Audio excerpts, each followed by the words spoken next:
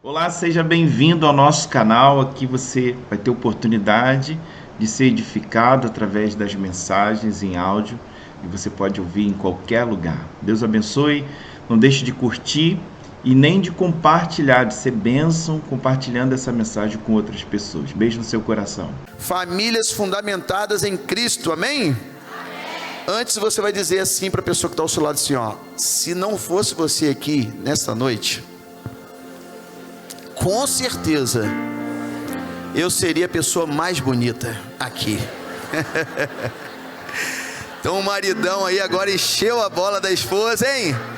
Que beleza, hein? A lua de mel vai arrebentar hoje então, hã? Depois de um retiro de família, de casal, ainda falar isso para ela, né?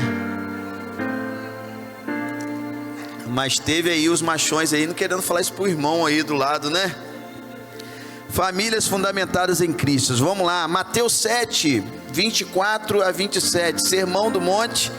Jesus terminando aquele bate-papo com os discípulos, a maior aula que já houve na história da humanidade. Sermão da Montanha, registrado em Mateus capítulo 5, capítulo 6 e capítulo 7. E é óbvio que o nosso mestre, o maior de todos os mestres, de todos os professores, na maior aula, considerada a aula magna, não ia encerrá-lo este momento sem falar sobre família, não é verdade? Sobre fundamento. Então, na minha Bíblia, na sua Bíblia, na palavra de Deus, inerrante, infalível, capítulo 7 de Mateus, versículos 24, diz o seguinte: quem ouve minhas palavras e as pratica é tão sábio como as pessoas que constroem sua casa sobre uma rocha firme. Quando vierem as chuvas e as inundações, as enchentes da lagoa de Araruama e os ventos castigarem a casa, ela não cairá, pois foi construída sobre a rocha firme. Mas quem ouve o meu ensino e não a pratica ou não o pratica é tão tolo como a pessoa que constrói a sua casa sobre a areia. Quando vierem as chuvas e as inundações e os ventos castigarem a casa, ela cairá com grande estrondo. Senhor, eu quero te agradecer mais uma vez pela tua bendita palavra, palavra infalível, inerrante e tão extraordinária, que nós queremos ser norteados. Queremos pedir ao Senhor, com perdão dos meus pecados agora, dos nossos, que o Teu Espírito venha nos iluminar, Senhor, para colocar em prática esta palavra e que sejamos, ó Deus, restaurados, curados, transformados, totalmente tocados pelo Teu Espírito aqui nesta noite, Senhor. Obrigado mais uma vez, obrigado por conhecer mais um pouquinho da minha família aqui na terra, Deus, quando o Senhor separou, ó Deus, a igreja da Lagoa para celebrar o Senhor nesta noite. Eu quero te agradecer por estar conhecendo meus irmãos. Estamos congregando em cidades diferentes, em lugares diferentes, mas um dia estaremos todos na glória celestial. E eu sou grato, privilegiado ao Senhor, pelo Senhor nesta noite. Eu te agradeço mesmo, em nome de Jesus. Amém. Glória a Deus. Maravilhoso, irmãos, esse texto que merece muita atenção. Mas sempre que eu leio e quando eu olhei para a temática que o pastor Evandro compartilhou, eu me lembrei de 1998, fevereiro, Edifício Palace 2. Quem lembra desse episódio? Na Barra da Tijuca, talvez a área mais nobre, mais cara, metro quadrado mais caro do nosso país, não só do Rio de Janeiro, mas talvez do nosso país. Há aqueles que dizem que a Lagoa Rodrigo de Freitas, ali na cidade do Rio, disputa em valor, né, os metros quadrados mais caros da nossa nação. Mas foi exatamente ali, na Barra da Tijuca, que uma empresa construiu um prédio conhecido como Palace 2. Infelizmente, com algum tempo de construção, apareceu-se algumas rachaduras. Os moradores foram ficando bem apreensivos, bem preocupados, e de repente, após a visita da Defesa Civil, aquele prédio foi todo condenado. E eu não sei se isso te assustou, mas me assustou em 98, né? Alguns bons anos atrás. Porque a manchete declarou, ou melhor, a notícia declarou que aquela empresa construiu aquele prédio com areia da praia. Foi constatado por peritos, especialistas, que aquela empresa, como uma empresa construtora, cobrou dos seus moradores ou daqueles que adquiriram seus imóveis taxas relevantes, significativas, mas não honraram termos do contrato, não honraram princípios básicos de uma obra civil. Ao invés de usar materiais que pudessem realmente sustentar aquela construção, usaram areia da beira da praia. E nós sabemos que a areia da beira da praia não é recomendável para construções civis. Rachaduras se espalharam por diversos andares daquele prédio, e todo aquele prédio foi condenado. Tiveram que ir para a justiça, alguns conseguiram indenização rápida, outros não, e aquilo ali virou uma novela. Mas eu não sei vocês, irmãos, mas toda vez que eu leio esse texto eu me lembro desse episódio, porque é a verdade. É a verdade daqueles que ouvem a palavra do Senhor e não as colocam em prática. Que responsabilidade. 4 filhos biológicos, mais agora a Lohana, casada com o Vitor.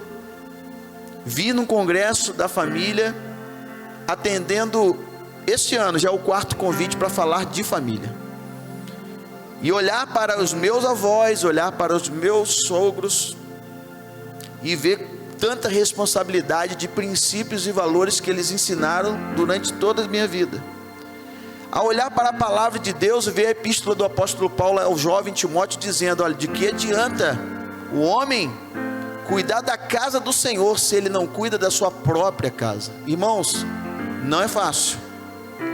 Diante desse momento então que a sociedade está sendo bombardeada com ideologias satânicas, é de fato um ministério muito importante, muito relevante, porque família é ideia de Deus, família é projeto do Senhor, e se é de Deus, ela jamais acabará, jamais acabará. Nós temos sido bombardeados, geração como a do Pedro, e viemos conversando tantas coisas legais, inclusive sobre família, sobre projetos, sobre sonhos, um jovem cheio de sonhos, e como me alegra isso, em se profissionalizar, em se tornar um pastor, em construir uma família, quanto isso nos alegra. Mas tem sido raro, pastor Evandro, tem sido raro. Se tem aqui nesse auditório líderes de jovens, líderes de células de adolescentes jovens, sabe o quanto tem sido desafiador falar para essa geração que está sendo bombardeada mesmo, metralhada com, sabe, ideologias satânicas, com orquestrações diabólicas para tentar mostrar para a gente que família é um projeto ultrapassado, que é algo, sabe, que não existe mais. Casamento então, tá de brincadeira, casamento entre homem e mulher, casar virgem, vocês estão ultrapassados mesmo, vocês estão caretas mesmo, né? Mas isso tudo são coisas diabólicas mesmo, porque os princípios e os valores que contém na palavra de Deus, irmãos, pode passar qualquer geração, tudo nesse mundo passa, mas a palavra de Deus, ela permanece para sempre, e ela é infalível. E a igreja precisa valorizar e precisa estar fundamentando mesmo vidas, famílias, sobre esses ensinamentos.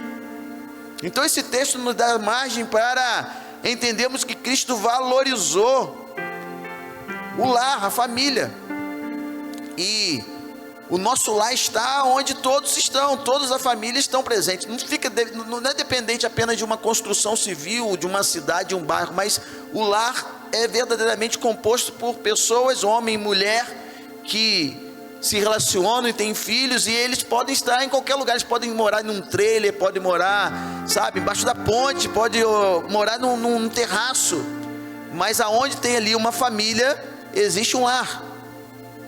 Isso independe de uma linda construção, de um palácio ou um casebre, porque são princípios e valores que nós encontramos na palavra do Senhor, que nos sustentam e nos fazem prosperar.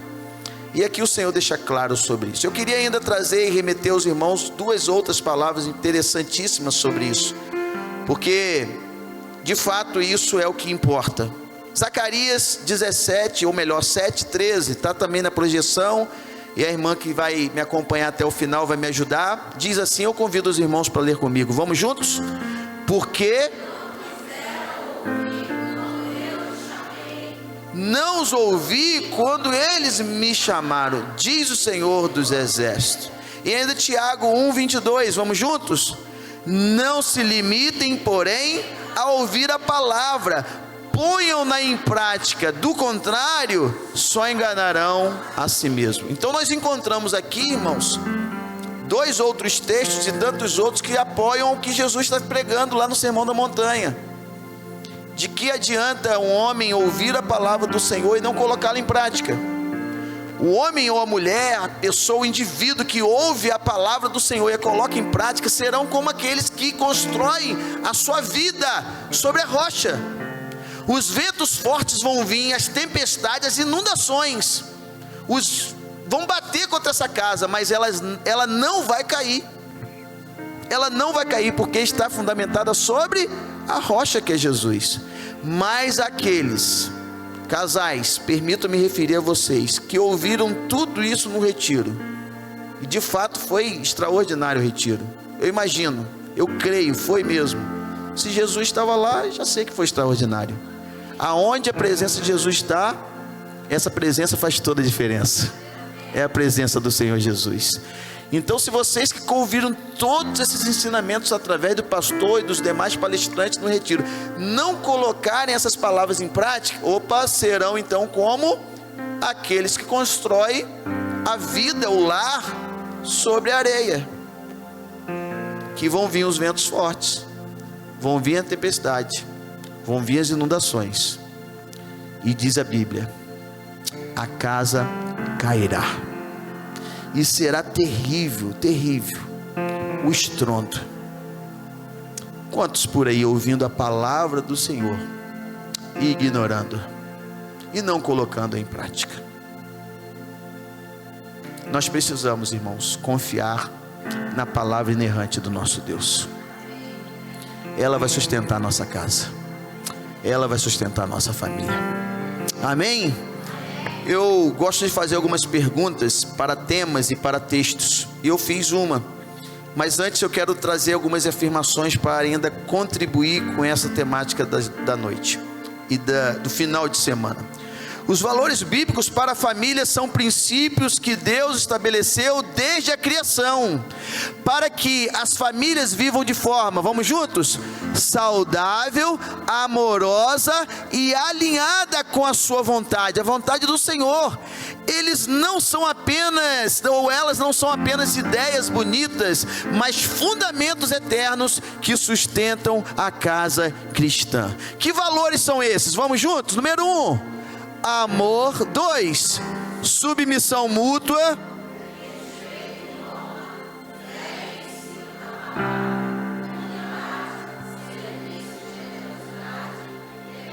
Amém?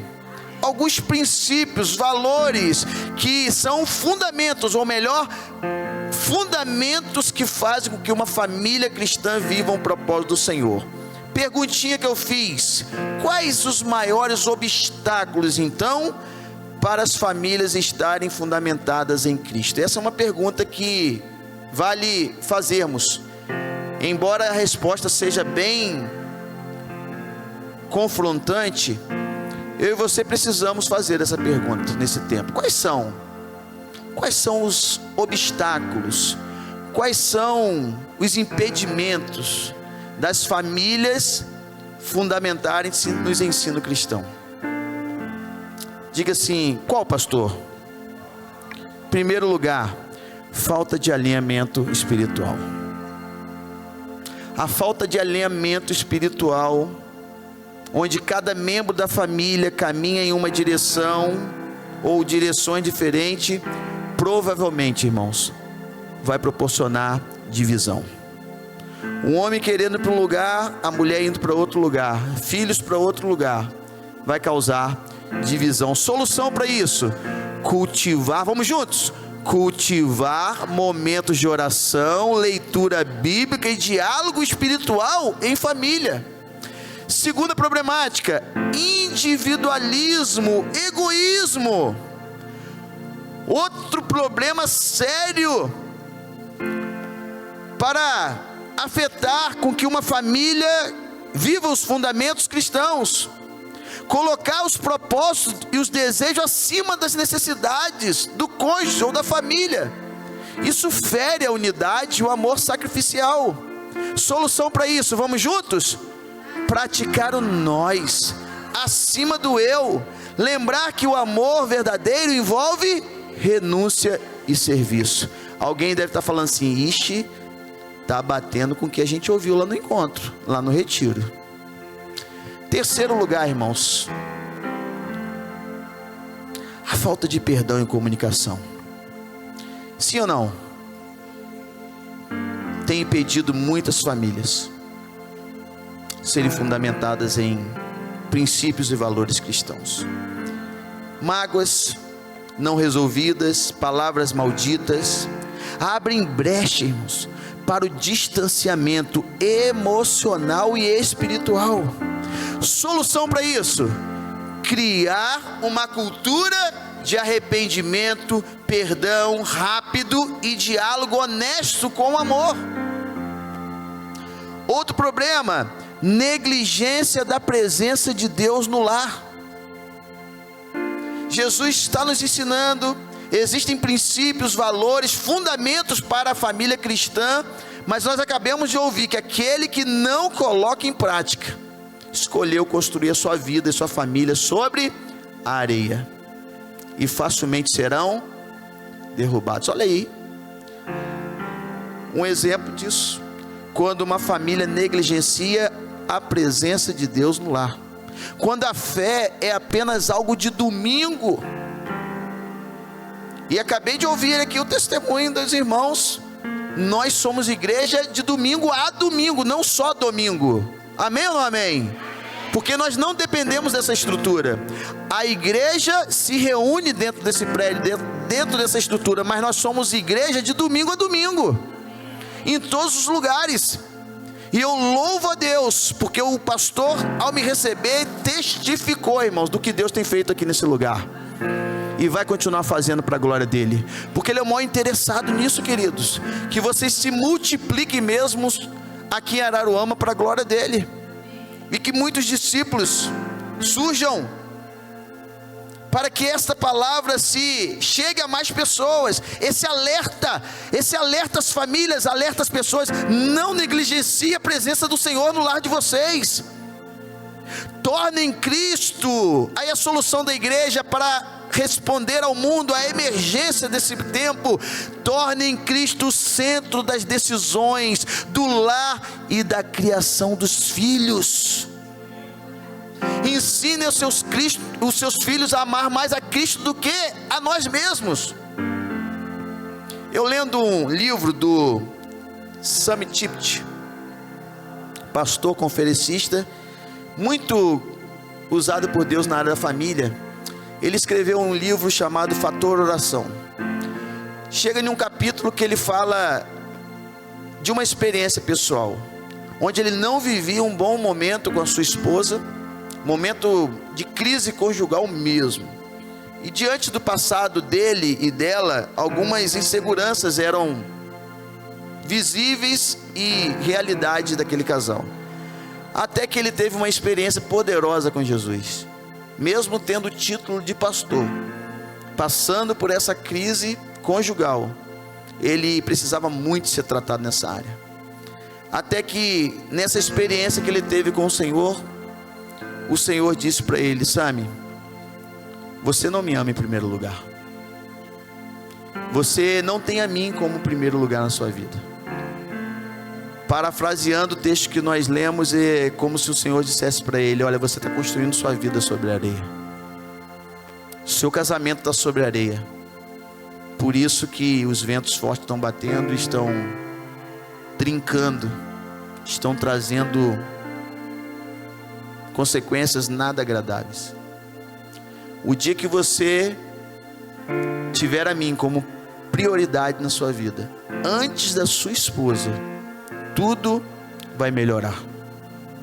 E eu quero ainda acrescentar, dizia o Senhor para ele, e ele testificando isso, testemunhando na sua literatura. O dia que ela entender isso também, que eu preciso ser o número 1 na vida dela, que eu preciso ser prioridade na vida dela, justamente em obediência ao primeiro mandamento: amai a Deus sobre todas as coisas. O dia que vocês viverem isso, o casamento de vocês será transformado. Ele orou ao Senhor depois de receber essa palavra, e ele disse: Senhor, eu quero viver isso, ou melhor, eu vou viver isso. Ele determinou.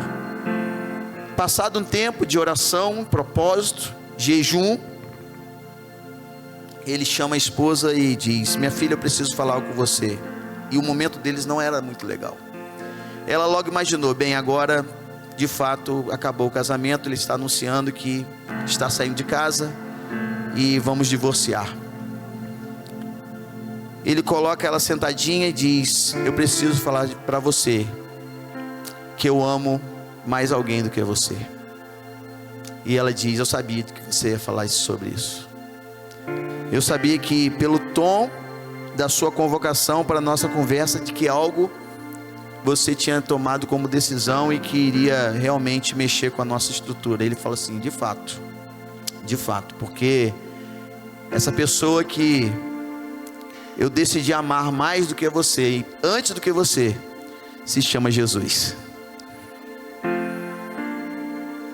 Ela começou a chorar, irmão, de forma incontrolável. E ele a ministrou dizendo: filha, e a partir de hoje você também vai ter que amar mais Jesus do que a mim. Eu decidi amar mais a Jesus do que você. E eu tenho certeza que você também, decidindo amá-lo antes de mim, antes de qualquer pessoa, nós teremos o casamento mais feliz da face da terra. Ele termina esse capítulo dizendo, irmãos, que a partir daquele dia, ele teve a melhor esposa do mundo, assim como aquela mulher teve o melhor marido do mundo. Irmãos, eu não sei se você já passou por alguma dificuldade conjugal, ou se está passando, ou você que está aqui projetando ou sonhando com um casamento. Você jovem como Pedro e como tantos aqui, escolha alguém que em primeiro lugar ame Jesus sobre todas as coisas. Pedrão, se a sua escolhida amar a Jesus sobre todas as coisas, antes de Pedro e qualquer outra pessoa, você vai ter a melhor esposa do mundo. Você adolescente, jovem, que ainda está solteiro, eu estou vendo algumas meninas dando uma risadinha, né? Procure um homem, um varão mesmo, que ame Jesus mais do que seus pais, mais do que você, mais do que qualquer outra coisa, e vocês terão o melhor marido do mundo. Você imagina, irmã, esse marido saindo para a rua, esse recém-casado que às vezes fica com alguns pontos de interrogação e algumas inseguranças, sabendo que aquele varão está indo trabalhar, está indo para a faculdade, está indo para qualquer lugar, mas no primeiro lugar na vida dele é Jesus. Pensa comigo, ele vai olhar para alguma outra mulher na rua? Não vai. Ao contrário, pensa agora, varão, comigo, que a sua mulher tem Jesus como número 1 na vida dela, no coração dela. Ela vai ter tempo para mesquiaria, futilidade no seu dia a dia? Não vai ter. Porque nada vai roubar o primeiro lugar no coração dela. Quando o pastor estava aqui dando oportunidade à irmã para testemunhar, quando ela respondeu que ele confiou o cartão a ela e que não colocou limite, eu falei assim: ela já entendeu, não precisa ele colocar limite, porque agora em primeiro lugar ela ama Jesus. As finanças, a mulher sábia que edifica a sua casa entende que as finanças foi dada por Jesus e não pelo marido. Isso muda tudo, irmãos. Isso muda tudo. Isso muda o jeito de tratar, sabe? O jeito de se relacionar, o respeito, o amor. Por quê? Porque o número 1 é Jesus. Diga para a pessoa que está ao seu lado, o número 1, seja Jesus. Seja Jesus. Imagina, papai, você que é pai de adolescente, imagina se o seu filho, a sua filha tem número 1, Jesus. Pensa bem, nós vamos dormir preocupados se ele vai sair e vai usar droga? Pensa comigo. Vai ter espaço no coração e na mente desse garoto isso? Não vai ter. Ah, meu Deus, eu estou preocupado se minha filha vai, sei lá, cair em um golpe, vai se prostituir e vice-versa, né? O menino, não vai, por quê? Porque o número 1 é Jesus. O número 1 é Jesus. Aquele tema que inclusive já virou título de livro, assim, em meus passos, o que faria Jesus? Será o norte do dia a dia dessa pessoa. Pai e mãe, imagina os nossos filhos, você saindo, eles saindo de casa e você sabendo que o número 1 deles é Jesus. Você vai parar de fazer aquela entrevista, de colocar aquele cabresto, de ficar assim alucinado, sem sono. Por quê? Porque você sabe que número 1 na vida dele e dela é Jesus. Tem sentido isso para você? Para mim tem total sentido. Eu falo para os meus filhos, papai não é perfeito. Vocês vão ver algumas coisas em papai e mamãe que podem até desapontar vocês, mas Jesus jamais vai desapontá-los. Amem Jesus sobre todas as coisas. Orem para que os seus filhos amem Jesus sobre todas as coisas. Acordem de madrugada e andem pelo seu lar. Bote a mão na porta do quarto do seu filho, da sua filha, se já for mocinha e tiver privacidade, mas diga: Senhor Jesus, faça com que a minha filha, que o meu filho ame o Senhor sobre todas as coisas. Gaste tempo mesmo, invista tempo mesmo de joelhos dobrados, clamando ao Senhor que os seus filhos, que os nossos filhos amem a Jesus sobre todas as coisas. E a paz dele reinará em nossas vidas, em nossos corações. Irmãos, ele tem que ser o número 1. Tornar Cristo o centro das decisões do lar e da criação de filhos. Quinto lugar, qual outra problemática de não termos o Senhor, não conseguirmos que Ele seja fundamento das nossas vidas, das nossas famílias? Influências externas negativas. Mídia, amizades, valores do mundo moderno podem distorcer princípios bíblicos dentro do lar. Mas a solução qual é? Ter discernimento espiritual.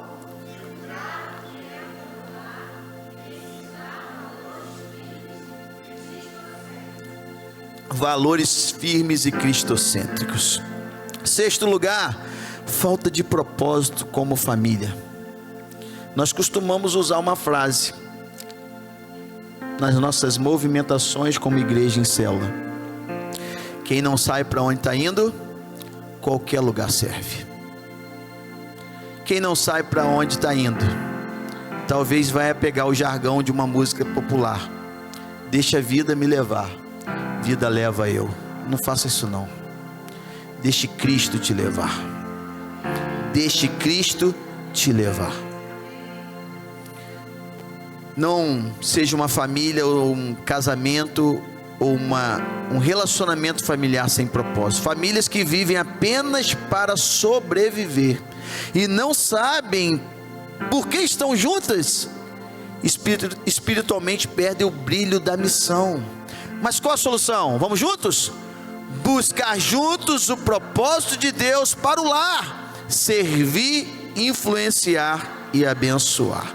Por último, eu trago a sétima problemática, o sétimo desafio de não termos famílias fundamentadas em Cristo: desvalorização do compromisso conjugal. Trocar o até que a morte nos separe por até que não funcione mais. Vamos excluir isso, irmãos. Vamos recuperar até que a morte nos temporariamente. Essa coisa de que até que algo não funcione mais, mas isso tem destruído a base da família extraordinária, da família fundamentada em Cristo. Mas existe solução para isso, e a solução é o quê? Tratar o casamento como aliança, não como contrato, pois uma aliança firme e duradoura, protegida por Deus, ela é firme, ela é fundamentada em Cristo e ela não vai cair. Baseado nessas problemáticas aqui, que impedem famílias fundamentarem em Cristo, existe uma pergunta também que me deixou, reflexível, eu queria compartilhar com os irmãos. Quais então as características para uma família fundamentada em Cristo? Primeiro, só ato contínuo do que a gente já viu. Ao contrário daquilo lá que nós percebemos, eu tenho que tornar então a presença de Deus o quê? O centro do meu lar. Deus não é um visitante aos domingos, mas habita no meio da família. Suas decisões, conversas e atitudes refletem essa centralidade. Salmo 127:1 diz o quê? Vamos juntos? Se o Senhor não edificar a casa, em vão trabalha os que edificam. Outra característica, amor que inspira, não apenas sustenta. Amor no lar não é apenas para manter a paz, mas para refletir o amor de Cristo, que é paciente, sacrificial, restaurador e constante. 1 João 4,19 diz o quê? Nós amamos. É isso, irmãos. Entendeu quando Cristo é o centro? Como é que as coisas mudam? Terceira característica, unidade com propósito. Após nós refletirmos um pouco sobre as problemáticas, os impedimentos da família ser fundamentada em Cristo, vale a pena agora a gente ver as características de uma família fundamentada em Cristo. Unidade com propósito. Cada membro entende que não está apenas vivendo junto, mas fazendo parte de algo maior. O que é? A missão de Deus para aquela família. Famílias transbordantes, famílias que são fundamentadas em Cristo, não existem para si mesma, mas para abençoar outros. Famílias curadas, sociedade mais equilibrada, mundo melhor. Quarta característica, transbordam em graça, perdão e verdade. São lares que liberam perdão com facilidade, tratam feridas com a graça e ensinam a verdade em amor, sem legalismo e sem permissividade. Quantos estão comigo? Já estou terminando essa parte. Mas a quinta característica de uma igreja, ou melhor, de uma família fundamentada em Cristo, é aquela característica que impacta fora das quatro paredes. Isso tem tudo a ver com a nossa visão, não é verdade? Pessoas que entram em contato com essa família sentem o quê? Paz, acolhimento e direção. O que Deus faz dentro do lar, dentro da igreja, se torna visível fora dela, fora da família. Salmo 23:6, todos juntos? Certamente que a bondade e a misericórdia me seguirão todos os dias da minha vida. Irmãos, não é só um dia da semana, todos os dias da minha vida. Famílias fundamentadas, ou melhor, família fundamentada, que eu uso no singular, é como, em primeiro lugar, um rio que não seca, porque está ligado à fonte. Está aí João 7,38 como base. Segundo, então, um altar vivo, onde Deus é adorado com atitudes e não só com palavras. Um farol que guia outros com sua luz. Famílias fundamentadas em Cristo não são perfeitas, mas elas são cheias. Isso é muito precioso. Existe então, pastor Felipe, família perfeita? Não, irmãos, não. Somos seres humanos. Perfeito só aquele que está lá, né? Sentado à direita de Deus Pai, amém ou não? Mas é possível existir famílias cheias. Cheias de quê? Cheias da palavra, cheias de fé, cheias da graça e por isso derramam o que Deus é sobre quem está por perto. Talvez esse seja o grande paradigma. Pelo fato de não haver famílias perfeitas, muitos estão desistindo, não é verdade? Até trata-se nesse tempo de igrejas. Eu ontem ouvi uma pessoa dizendo: eu estava cortando o cabelo e fazendo um acerto aqui na barba, e entrou um senhor revoltadíssimo, declarando-se ateu. Cheguei a olhar meio de lado e falei assim: será que foi proposital aquele comentário? Mas ele estava mesmo bem pesado, e o rapaz que cortava meu cabelo, o Rodrigo, já me avisando. Eu falei assim: tranquilo. Em outro tempo, né, a falta de maturidade fazia com que a gente de repente chegasse, né, e tal. Mas ele falou muitas coisas mesmo, contra a igreja, contra pastor, contra os cristãos, coisas pesadas. E percebendo a ferida enorme que aquele homem carregava, eu fiquei observando, já pedindo um direcionamento ao Espírito Santo. E na saída daquele senhor, eu perguntei assim ao Rodrigo, eu falei: Rodrigo, ele tem família? Não. A mulher dele largou ele já tem alguns anos. Tá, e tem filhos, uma filha. E como é que está a situação? Não quer saber dele. Eu falei assim: você entendeu então o porquê disso tudo? Ele construiu a casa sobre a areia. Existe um Deus que é o Criador de todas as coisas. Ele diz que não existe. Criador da família. Ele não trouxe os princípios e fundamentos para dentro da sua família. Está agora com essa idade bem avançada, e não tem ninguém por ele. Ele falou: pastor, o mais difícil de tudo, fica aqui na padaria, na esquina, e bebe até cair. Eu falei assim: é o vazio que está dentro da alma dele. E esse vazio ele tentou preencher de diversas formas, e até hoje não conseguiu. Porque esse vazio só é preenchido de uma forma: com Jesus. Todo ser humano tem um vazio dentro da sua alma. Não adianta encaixar qualquer outra coisa que substitui Jesus, que não vai dar certo. É como se fosse uma forma mesmo, que tem lá JESUS. Não adianta colocar lazer, prazeres, sabe, esporte.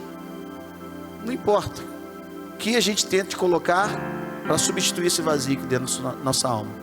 Nada vai preencher esse vazio que não seja Jesus. E essa tem sido uma realidade, mas que nós como igreja temos aprendido que esses fundamentos bíblicos são infalíveis. Nós precisamos propagar, nós precisamos anunciar, irmãos. Eu quero caminhar mais um pouco com os irmãos e trazer então 3 exemplos de famílias perfeitas. Sim ou não? Não existe.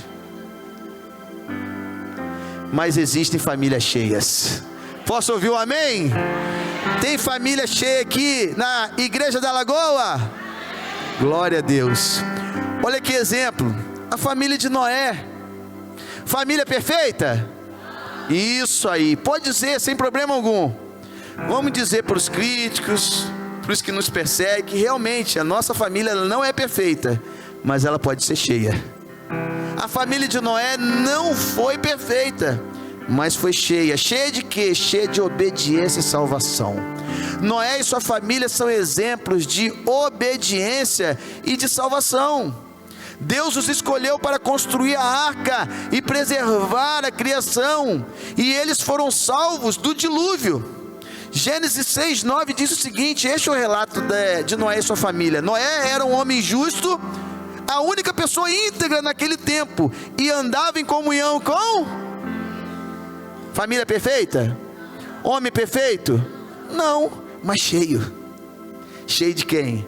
Da presença que faz toda a diferença. ao ponto de o Senhor olhar para a humanidade e falar assim: não tem ninguém. Noé, o pecado se espalhou, o pecado se multiplicou, o meu princípio, os meus valores foram distorcidos. Eu falei com Adão, cara, lá no jardim.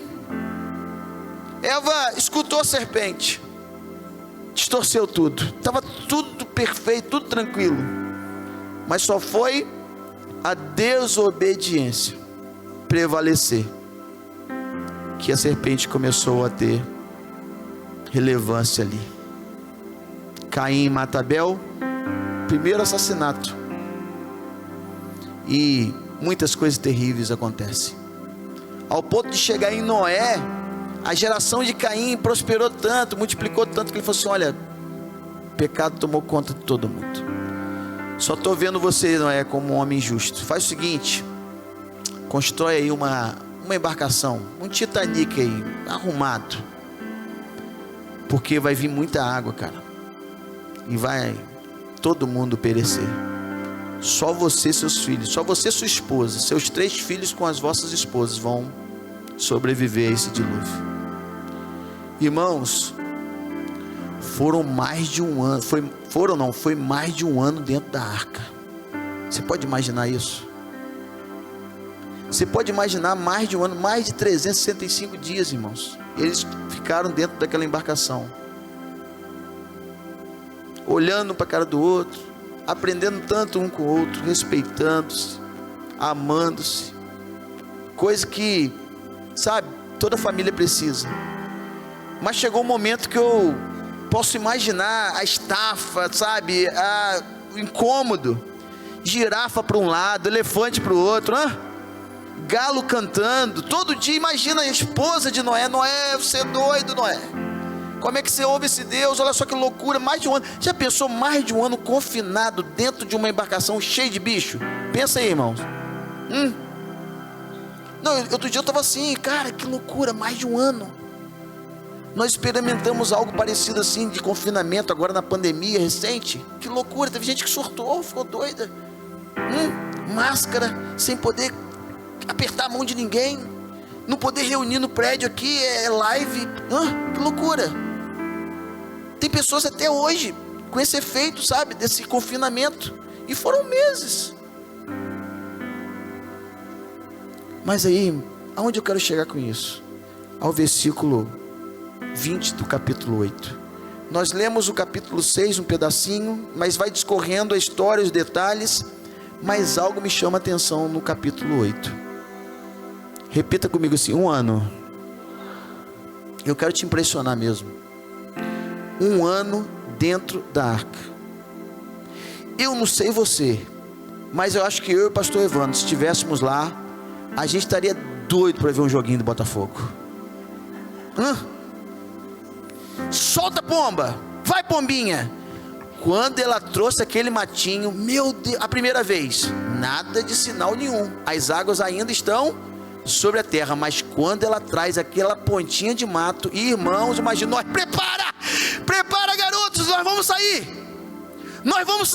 e nós vamos sair correndo, e nós vamos respirar, e nós vamos, sim ou não?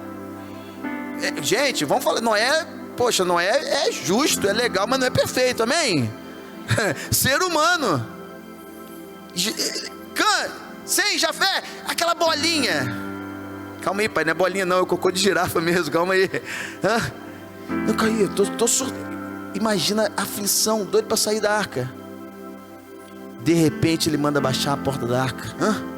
E agora os meninos, as noras, gente, sogro e nora, sogra, já deu risada aí, né, irmão? Imaginou um ano? Um ano com a sogra dentro da arca. Amém, irmãos? Bênção.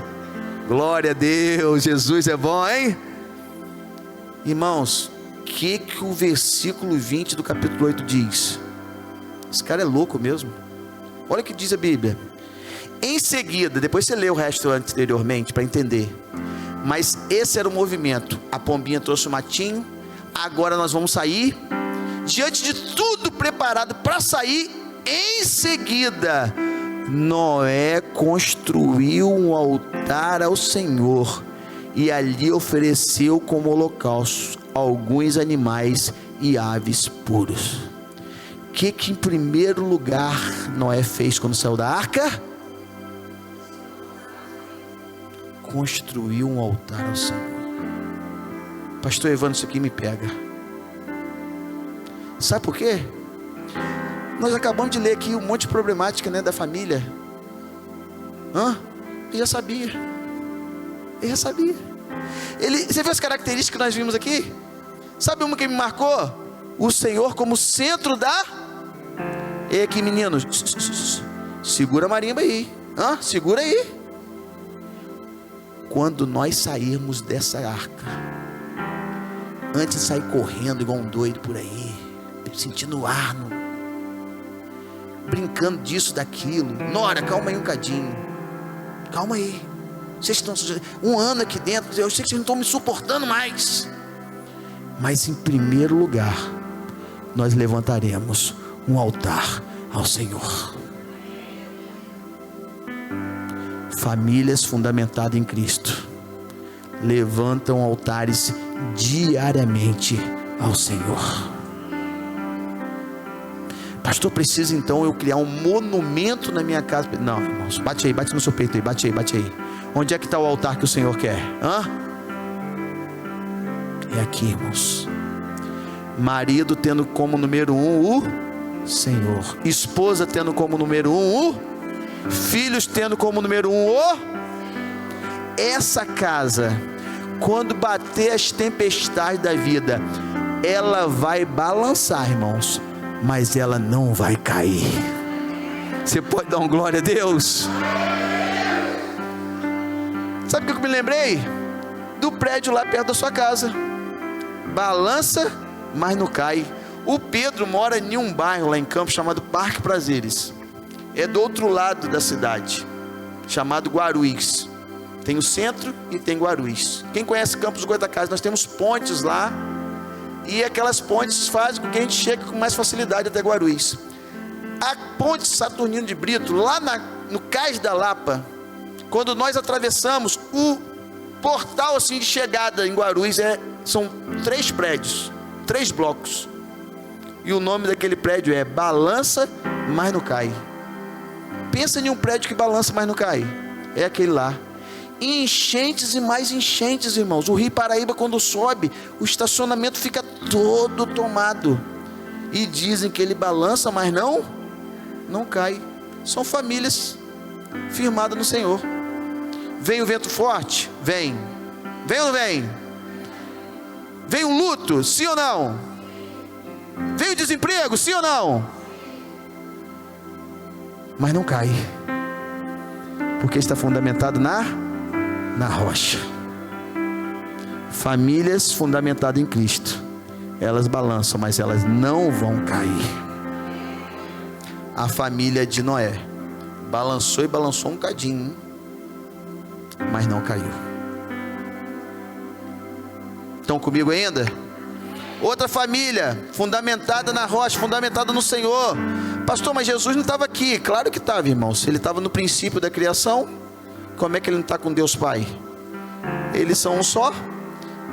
Família de Abraão e Sara. Abraão e Sara são lembrados por sua fé e perseverança. Mesmo enfrentando desafios como a infertilidade, eles confiaram em Deus e receberam a promessa de uma grande nação. Gênesis 17:1 diz o quê? Quando Abraão estava com 99 anos, o Senhor lhe apareceu e disse: eu sou o Deus Todo-Poderoso, seja fiel a mim e tenha uma vida íntegra. Vire para a pessoa que está ao seu lado: seja fiel ao Senhor, tenha uma vida íntegra, e as bênçãos dele vão se multiplicar sobre a sua vida. À luz disso eu afirmo para os irmãos queridos: as promessas são maiores do que a dor. As promessas do Senhor são maiores do que a dor. A dor de Sara era terrível. Ela não podia ter filho. Outrora ela quis agir por conta própria. Cuidado, mulher. Cuidado. Não tome decisões por conta própria. Pode se tornar algo irreversível. Sara chamou Agar, a sua serva. Ela estéril, deu seu marido para ter um filho com a sua serva. Nasce Israel. Olha aí, irmãos.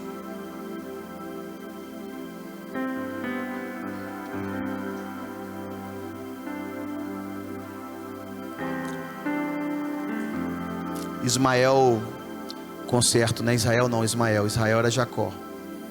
Ismael cresceu bastante. Os ismaelitas também. Olha as guerras que nós temos aí, irmãos.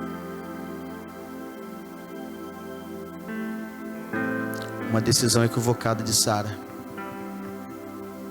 Mas eis que o Senhor deu uma chance para eles.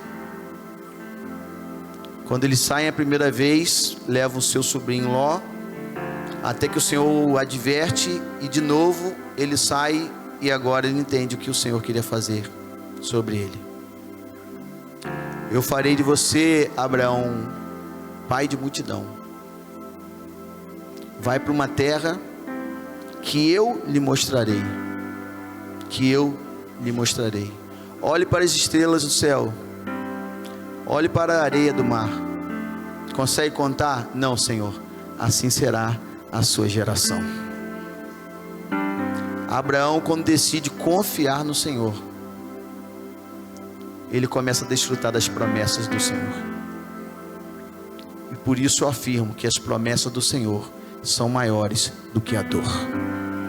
Talvez você esteja passando por alguma dor, sua família esteja passando por alguma dor, alguém que você ama muito esteja passando por uma dor, mas maior do que essa dor são as promessas do Senhor. Abraão obedece ao ponto de, quando ele vê o seu filho da promessa, Isaac, crescendo, ainda pré-adolescente, o Senhor o convoca para fazer um teste de fé com ele. E ele, diferente do erro cometido anteriormente, ele confia no Senhor. De onde ele está, na região de Canaã, ele caminha 100 quilômetros até a região dos Montes Moriá. Não era o Monte Moriá, mas era a região onde tinha Moriá como nome e vários montes. Quando ele percorre 100 quilômetros, repita comigo, 100 quilômetros, a pé, irmãos, com os jumentinhos, seus animais carregando ali algumas coisas, seus funcionários. Quando ele avista os montes na terra de Moriá, ele vira para os seus funcionários e diz assim: olha, nós vamos lá, adoraremos e voltaremos. O que me impressiona nesse momento é que o Senhor tinha pedido Isaac, mas ele diz para os seus servos: olha, vocês ficam aqui, que agora é o momento meu e do meu filho. Nós vamos até lá. Está vendo aqueles montes lá? Exatamente, onde nós vamos. Só que nós vamos lá e nós voltaremos. Ele diz assim, ó, nós vamos lá e eu voltarei. Ele não diz isso. Ele já dá testemunho da fé dele aos seus funcionários. Nós vamos lá e nós voltaremos. O final da história você já conhece. Ele sobe aquele monte, amarra o seu filho, está preparado para imolar o seu filho, quando a voz do Senhor, do anjo do Senhor, diz: Abraão, Abraão, se aquiete, porque o filho havia perguntado: onde está o cordeiro, pai? O altar e a lenha estão aqui, mas onde está o cordeiro? Ele disse: Deus proverá. Deus proverá na sua vida também, se você obedecer ao Senhor. As promessas são maiores do que a dor. Terceiro e último lugar, eu quero falar da família de Boaz e de Ruth. Terceira e última família que eu reservei esta noite para provar para os irmãos que estava fundamentada também no Senhor. Assim como Noé e sua família foi conhecida como família de fé, família de salvação, ou melhor dizendo, de obediência e salvação, e a de Abraão, fé e perseverança, nós vemos na família de Ruth e de Boaz exemplo de redenção, restauração e propósito divino. A história de Ruth e de Boaz mostra como Deus trabalha em famílias quebradas e as transforma em testemunho de seu amor. Ruth, uma estrangeira, se tornou parte da linhagem de Jesus, irmãos. Ruth e Boaz é uma poderosa ilustração de redenção, restauração e propósito divino para famílias, mesmo nas circunstâncias mais improváveis. Noemi, sogra de Ruth, tem Ruth como uma companheira fiel, que mesmo na morte do seu companheiro, Noemi ouve dela: olha, o seu Deus será o meu Deus. Ali nasce uma aliança, algo extraordinário da parte do Senhor, que cumpre o plano de redenção, restauração e propósito divino. Os dias se passam e são tão poucos capítulos, no livro de Ruth, no livro histórico, para evidenciar que o Senhor providencia Boaz para cumprir então o propósito do Senhor na vida delas. Passado todo o contexto, todas as particularidades, quando Boaz se encanta com Ruth, quando assume-a como sua esposa, já viúva, e junto consigo também a sua sogra, primeira sogra, porque agora Ruth, nós sabemos, não tem vínculo nenhum com a Noemi. Boaz leva a Ruth para a casa dele, ela se torna sua esposa. Quando Boaz tem relação com ela, o Senhor permite que ela engravide e dá luz a um filho. Então as mulheres da cidade disseram a Noemi: louvado seja o Senhor, que hoje proveu um resgatador para a sua família, que este menino seja famoso em Israel, que ele restaure seu vigor e cuide de você em sua velhice, pois ele é filho de sua nora, que a ama e que tem sido melhor para você do que 7 filhos. Noemi pega então aquele bebê, aninha-se junto a ela e passa a cuidar dele como se fosse seu filho. E as mulheres da vizinhança dizem: Noemi tem um filho outra vez, e lhe deram o nome de Obed. Ele é o pai de Jessé, pai de Davi. E nós temos Jesus como filho de Davi, raiz de Davi. Sabe onde isso deu, irmãos? Em gerações frutíferas, abençoadas. O que eu tenho falado para os irmãos, para jovens como Pedro e como tantos que estão aqui, que enquanto muitos se preocupam com o seu momento agora, só com o seu hoje, o Senhor está te chamando para uma aliança de gerações. Talvez tenham famílias aqui que o passado não são muito animadores, como o passado da minha família, como o passado de tantas outras famílias. Mas o que o Senhor está nos chamando para viver hoje, irmãos, não diz só sobre hoje, mas diz sobre uma geração. Eu pergunto aos irmãos: você tem pensado mesmo em construir uma geração que adore o Senhor sobre todas as coisas? Netos, bisnetos, tetranetos,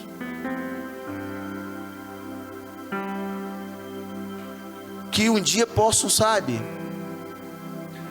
sair testemunhando por aí, dizendo: olha só, meu pai, meu vovô, minha vovó, meu bisavô, olha só, eles não deixaram, riquezas, ouro nem prata, mas uma coisa eles deixaram: a presença do Senhor em nossas vidas. legado. Legado. Qual legado você tem pensado e tem trabalhado para deixar para as suas gerações? Nós estamos aqui dia 15 de junho de 2025 e estamos falando da família de Noé, de Abraão, de Boaz e de Ruth. De qual família a sua geração vai falar? Famílias que têm a Deus como prioridade, ou famílias que têm a Deus só como, sabe, interesses ou religiosidade? Nesse tempo, irmãos, o Senhor tem nos chamado para fundamentar não só as nossas vidas, mas a nossa família sobre a rocha. Amém ou não amém? Eu concluo dizendo o seguinte: Deus redime a história de Noemi, que saiu amarga e voltou cheia de esperança. Ele usa Ruth, uma viúva estrangeira improvável, para gerar uma nova linhagem que culmina em Davi e depois em Jesus, o Messias. Boaz representa o Redentor fiel, a imagem do Cristo Salvador. Toda família fundamentada em Cristo pode se tornar extraordinária, transbordante e parte do plano divino. Vamos dizer isso junto? Minha família fundamentada em Cristo vai se tornar extraordinária, transbordante e parte do plano divino. Amém ou não amém? Aplauda o Senhor.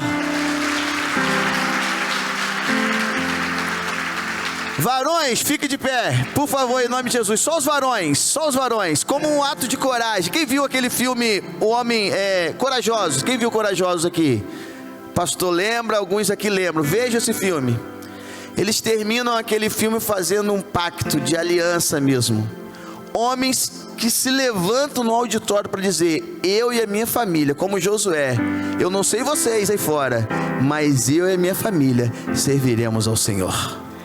Vamos dizer junto isso daqui. Vamos botar minha família, não toda a família. Minha família, fundamentada em Cristo, vai ser extraordinária, transbordante, parte do plano divino. Amém? Só os homens, vamos lá, profeticamente. Minha família, fundamentada em Cristo, vai se tornar extraordinária, transbordante e parte do plano divino. Amém? As mulheres, por favor, vamos lá. Primeiro segura aí, filhos. Agora as mães, as mulheres, dê de mão dada com o seu varão aí. Ih, pastor, estou sozinha. Pela fé, irmã.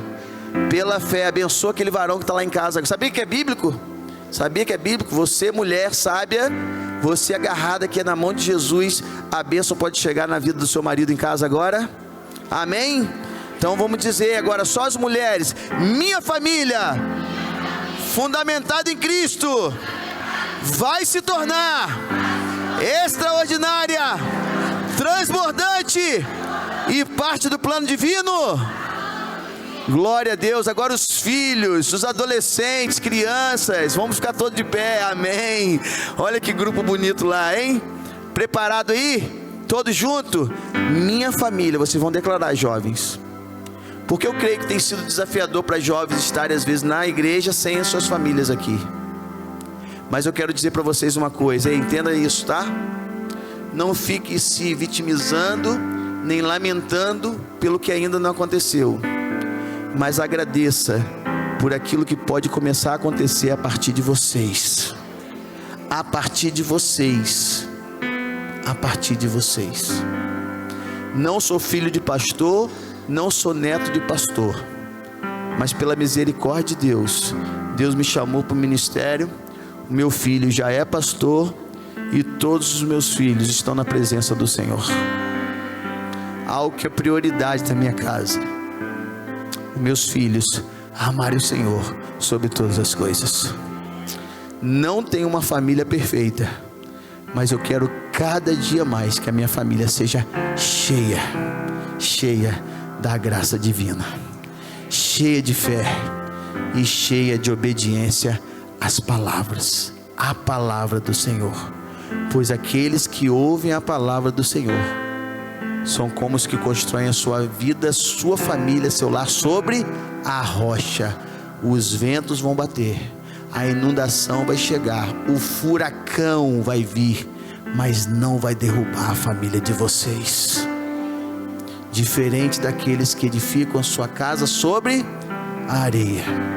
Não é o caso de Noé, não é o caso de Abraão, não é o caso de Boaz e de Ruth, porque senão nós não estaríamos aqui falando deles, e não vai ser o seu caso, porque todos juntos vamos dizer agora, vamos lá? Minha família, fundamentada em Cristo, vai se tornar extraordinária, transbordante e parte do plano divino. Vamos aplaudir o Senhor, aleluia, glória a Deus, glória a Deus. Quero então apresentar a minha família aí, o Vitor, de verde à esquerda, minha filha Bianca, eu, minha esposa Evanilson, a Lohana, esposa do Vitor, Isaac e Murilo. Essas são minhas joias que o Senhor me deu, e eu tenho orado todo dia, e tenho buscado todo dia fundamentar a minha casa sobre essa rocha. Vale a pena você fazer isso também. Vamos fazer isso. Não teremos famílias perfeitas, mas teremos famílias cheias. Amém ou não amém? Vamos orar rapidinho. Senhor, em nome de Jesus, obrigado pela tua bendita e poderosa palavra, porque ela é viva, ela é eficaz, ela é lâmpada para os nossos pés, ela é luz para o nosso caminho. E como nós precisamos, Senhor, como nós precisamos da palavra do Senhor. Guia-nos, ó Deus, às veredas da justiça, aos pastos verdejantes, porque quando o Senhor é o nosso pastor, nada nos faltará. Ah, Senhor, que as famílias da Igreja da Lagoa venham prosperar, venham ser fundamentadas cada vez mais em Cristo Jesus, o nosso Senhor e o nosso Salvador. Que haja cura, Senhor, que haja restauração, casamentos restaurados. Ah, Senhor, eu cancelo agora em nome de Jesus toda orquestração diabólica contra as famílias da Igreja da Lagoa, Senhor. Que as famílias da Igreja da Lagoa sejam prósperas no Senhor, sejam fundamentadas na palavra do Senhor, que elas venham transbordar, ó Deus, ao ponto de contagiar outras famílias, ó Deus, e que as famílias de Araruama sejam ricamente abençoadas pela palavra do Senhor, Pai. Como voz profética nesta noite, ó Deus, eu anulo, eu cancelo toda artimanha, meu Deus, maligna contra as famílias de Araruama, Senhor. Que as famílias de Araruama sejam fundamentadas na tua palavra. Ah, Senhor, estamos vindo agora, Pai, de uma sexta-feira 13, Senhor, a única sexta-feira 13 do ano, mas como ouvimos lá em Campos, e pode ser que aqui em Araruama também, pessoas que servem a Satanás levaram tantos trabalhos de feitiçaria, ah Deus, para os cemitérios e para tantos outros lugares, contra as famílias de nossas cidades, mas nós agora cancelamos, anulamos, pelo poder do sangue de Jesus derramado na cruz, todas essas orquestrações, todas essas infalíveis armas, ó Deus, contra a família, porque nós confiamos no Senhor, nós nos revestimos da armadura do Senhor e profetizamos, ó Deus, que nós e a nossa casa serviremos ao Senhor, Pai. Que os nossos filhos amem ao Senhor sobre todas as coisas, que as nossas esposas amem o Senhor sobre todas as coisas, que os maridos, ó Deus, amem o Senhor sobre todas as coisas, Pai. Bendito seja o teu nome, bendito seja o Senhor presente em nossas famílias, ó Pai. É a minha oração, ó Deus, que faço, Pai, crendo no teu poder, crendo, ó Deus, nos teus projetos infalíveis, ó Deus, sobre futuras e futuras futuras gerações, ó Deus. Que jovens e adolescentes da cidade de Araruama, da Igreja da Lagoa, sonhem, projetem, meu Deus, projetem mesmo e planejem famílias fundamentadas em Jesus Cristo, que é a rocha infalível. A Ele toda a honra, ao Senhor Jesus toda a glória, para todos sempre. E a igreja diz: aleluia, aleluia, glória a Deus.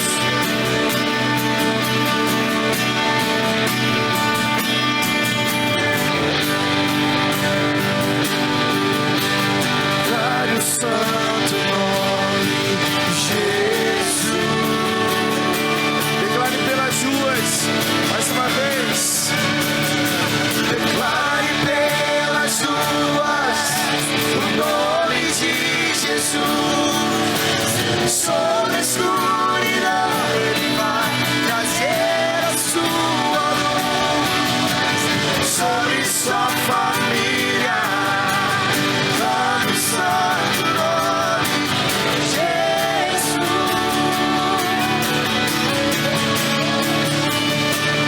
Teu nome é cura, é poderoso. Teu nome é vida.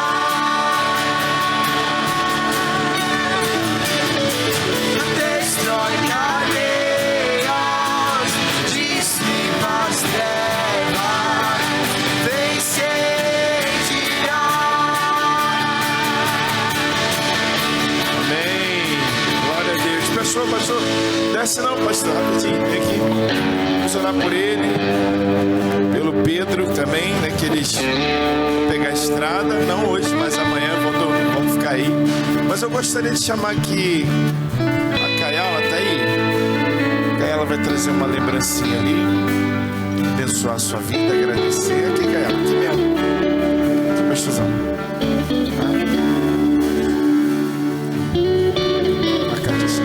Bom, vamos orar. Foram abençoados aí, gente? Deus abençoe, tá, pastor? Palavra abençoada. Vamos orar. Vem aqui, Pedro, também, a gente orar por vocês.